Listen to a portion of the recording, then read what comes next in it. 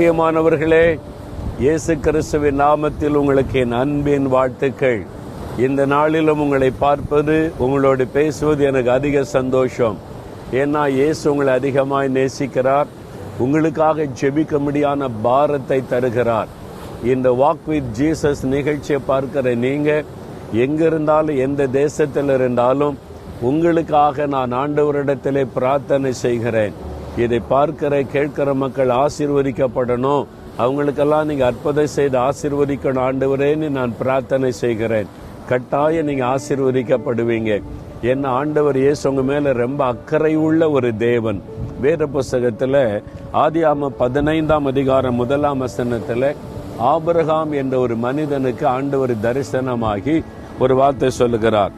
ஆபிரகாமே, நீ பயப்படாதே, நான் உனக்கு கேடகமும் மகா பெரிய பலனுமாய் இருக்கிறேன் அப்படின்னு ஆண்டவர் சொல்றார்.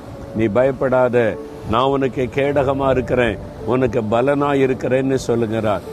ஏன் ஆண்டவர் திடீர்னு அப்படி சொல்லணும்?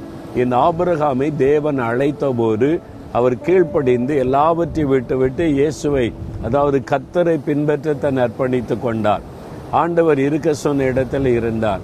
அங்க இருக்கிற மக்களுக்கு யாருக்கும் கடவுள் பயமே கிடையாது. இஷ்டப்படி பாவத்துல வாழ்றவங்க. இவர் மெய்யான ஆண்டவரை அறிந்து கொண்டதனால கர்த்தருக்கு பயந்து பரிசுத்தமான வாழ்க்கை வாழ்ந்தவர்.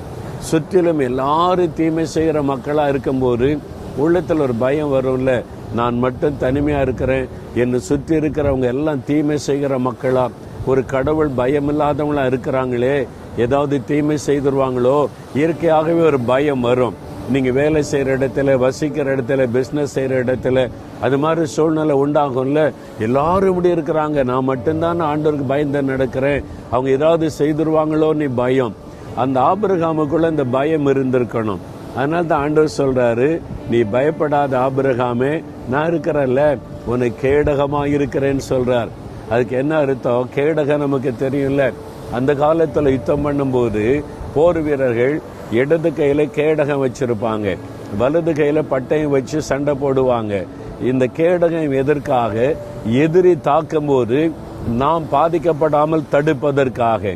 இங்க ஆண்டவர் சொல்றாரு, எத்தனை பேர் உனக்கு விரோதமா எழும்பி எத்தனை தாக்குதலை நடத்தினாலும் நான் உனக்கு கேடகமா இருக்கிறேன். அடி என் மேலதான் விழும், உன் மேல விழாது. பயப்படாத ஆபிரகாமே, நான் உனக்கு கேடகமா பாதுகாப்பா இருக்கிறேன்னு சொல்றார். அதே ஆண்டவர் தான் அவங்களை பார்த்து சொல்றாரு, என் மகனே மகளே, நீ வசிக்கிற இடத்துல